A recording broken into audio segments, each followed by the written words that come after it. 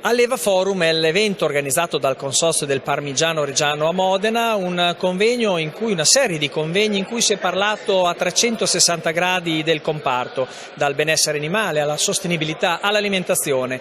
Molti gli allevatori, ed era questo proprio il senso di questo appuntamento, perché è l'evento che si rivolge appunto a chi tutti i giorni ha a che fare con il latte per la produzione di Parmigiano Reggiano.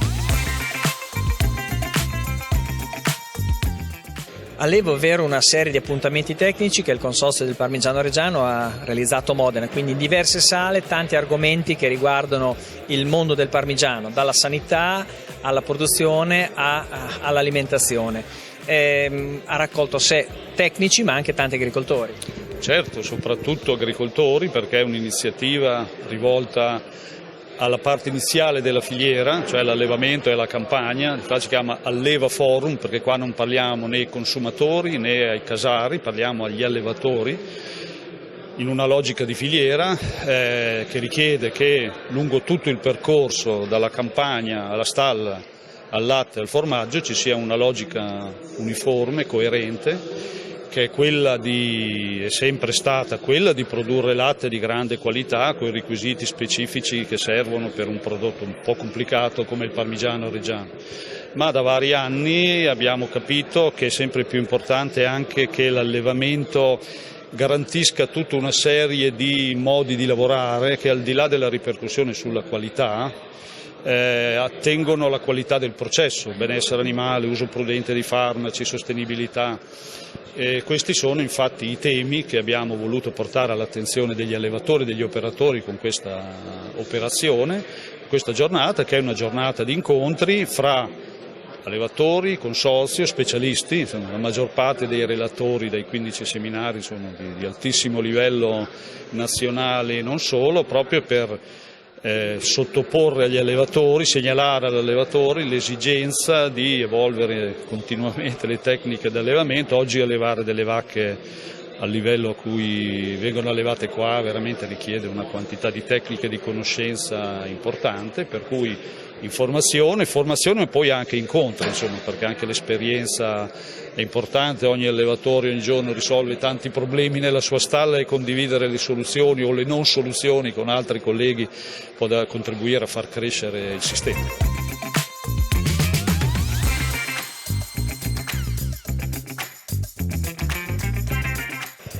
Presidente Barghin, si parla di piani produttivi, che è un meccanismo di regolamentazione che gravita all'intorno del Parmigiano Reggiano, questo per evitare punte in avanti e quindi con ricadute sul mercato. Questa è una grossa opportunità che nasce chiaramente dal pacchetto latte comunitario, che dà la possibilità alle DOP di intervenire a livello di regolamentazione dell'offerta senza incorrere in problemi con l'antitrust sia comunitario che nazionale, e quindi allineare la produzione alla quota di mercato che assorbe che appunto viene assorbita per il Parmigiano Reggiano, senza avere svalorizzazioni del prodotto, quindi con delle regole molto precise, delle quote date ai produttori. In pratica la produzione viene riallineata alla quantità di prodotto che deve essere commercializzato per non mettere in crisi il mercato e quindi ad esserci un eccesso di offerta. I piani produttivi vengono rispettati normalmente oppure ci sono a volte discrepanze? I piani produttivi vengono rispettati da parte di quasi tutti, poi chiaramente chi sviluppa e allarga la propria azienda ha dei meccanismi per mettersi in regola. Quindi cosa vuol dire? Vuol dire che può acquistare le quote sul mercato da altri produttori che cessano l'attività o riducono l'attività, oppure prenderla in affitto, oppure anche utilizzare la scolmatura, cioè destinare una parte del proprio latte ad altri usi, che sono latte alimentare o formaggi di altra natura, quindi formaggi freschi, mozzarelle e altri, insomma. Parliamo di mercato. Attualmente sono già alcuni anni che il consorzio, quindi il Parmigiano Reggiano, insomma, va bene sui mercati. In questo particolare momento sta andando ancora bene oppure ci sono delle Ascolta, rifaccio, ti faccio la domanda, sono incartato, ricomincio da zero. E a proposito di mercato, Presidente, come sta andando adesso il mercato del Parmigiano Reggiano? Il mercato del Parmigiano Reggiano ora è abbastanza stabile, purtroppo però c'è un grosso problema all'interno delle aziende agricole e dei caseifici, che sono l'aumento di costi che c'è stato soprattutto da parte delle energetiche, ma anche di altri fattori produttivi, come per le aziende agricole i foraggi e i mangimi, perché i foraggi, causa la siccità, chiaramente se ne è prodotti meno, i mangime ha alto valore del mais e soprattutto della soia, di conseguenza purtroppo il valore di oggi, che è un valore stabile, che fino al 2021 ha dato dei redditi, diciamo così, ai produttori e ai caseifici importanti, oggi soffre perché non è aumentato il valore in considerazione dei costi. Però purtroppo il mercato sappiamo che non è correlato, i ricavi non sono sempre correlati ai costi, purtroppo. Speriamo di avere, essendoci un equilibrio tra domanda e offerta abbastanza equilibrato, soprattutto grazie alla scolmatura del latte che è avvenuta nell'ultimo quadrimestre 2022, togliendo in pratica dalla produzione circa 90.000 forme, ci sia un riequilibrio e quindi ci sia anche una sensibilizzazione da parte del valore del prodotto verso l'alto, per coprire costi, non per avere più marginalità, ma semplicemente per coprire i costi di produzione. L'export come sta andando? L'export sta andando abbastanza bene, è il nostro punto di forza, perché noi, se pensiamo di allargare i mercati, stiamo investendo soprattutto sull'export, perché il mercato italiano è un buon mercato, il primo mercato chiaramente, ma è un mercato che, diciamo così, ha ancora spazi di sviluppo, ma sicuramente in quantità inferiore rispetto agli sviluppi che possono avere i mercati esteri. Il biologico quanto incide sul totale delle forme prodotte? Beh, il biologico direi che intorno a un 15-20% delle quote prodotte, forse anche un pochettino meno.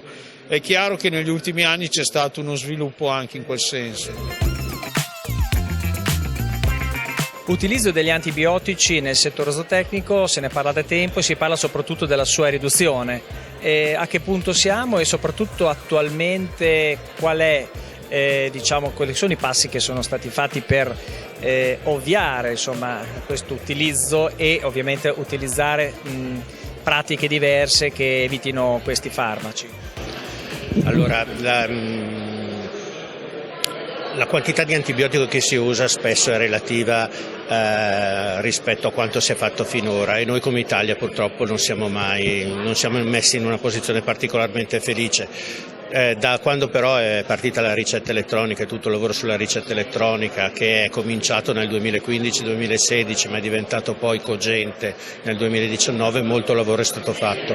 Molto lavoro è stato fatto nell'ambito per esempio degli allevamenti avicoli, dove si è ridotto del 95% l'utilizzo di antibiotico. Molto lavoro si sta facendo nell'ambito delle vacche da latte, e altrettanto lavoro si sta facendo nei suini. Il problema è importantissimo, l'antimicrobico resistenza è una preoccupazione mondiale proprio per queste previsioni di mortalità altissime nei prossimi 30 anni. L'Europa ci sta mettendo molto impegno, è uscito un regolamento proprio sull'utilizzo del farmaco del 2019 che è diventato cogente il 28 di gennaio del 22, e soprattutto adesso la politica agricola comune, con moltissimi milioni di euro a disposizione degli allevatori, che però devono impegnarsi in questa attività di riduzione del farmaco, ma più che di riduzione del farmaco, che è sicuramente importante, su un uso corretto, su un uso appropriato del farmaco. Spesso il farmaco negli anni scorsi e anche molti anni fa veniva utilizzato per coprire carenze strutturali, carenze gestionali e di benessere degli animali. Ora sia il regolamento che la politica agricola comune vieta questo tipo di utilizzo, e quindi tutti devono muoversi per migliorare le loro aziende e utilizzare il farmaco quando serve per curare gli animali, non appunto per coprire carenze gestionali e strutturali. Ecco, questo è l'argomento clou. Come ci si arriverà lo vedremo nei prossimi mesi e nei prossimi anni, è un obiettivo di tutti, è un obiettivo del settore zootecnico, ma è un obiettivo del settore umano, del settore degli animali da compagnia e di tutti quelli e tutto il mondo ha contatti e utilizza antibiotico noi stessi. Negli ultimi 10 anni è possibile quantificare percentualmente quanto è stata la riduzione dell'uso appunto di questi farmaci? Allora, la tendenza è a ridurre. Io posso darle un dato fatto sul territorio su cui lavoro io, che è la TS Valpadana, quindi le province di Cremona e Mantova, e c'è stata mediamente all'anno dal 2019 in poi, da quando abbiamo cominciato a misurare con una certa attendibilità, un calo medio annuo che va dal 6 al 10%, quindi già ora ci stiamo posizionando verso un calo importante, però rispetto alle altre nazioni simili all'Italia, del nord Europa, ma anche Germania, Olanda, Francia, noi siamo un pochettino in ritardo. Ecco, la Spagna, che è partita come noi con gli stessi consumi nel 2015, ha fatto un po' meglio di noi ad oggi, e quindi è un impegno che dobbiamo portare avanti tutti in maniera importante, quello nel settore zootecnico. È evidente che poi c'è tutta l'altra parte di antibiotico nel mondo, che è, come vi dicevo prima, la parte umana e la parte degli animali da compagnia. Poi ci sono formaggi, è il caso del parmigiano reggiano, che se contiene antibiotici non si riesce proprio a fare, ma non è il solo.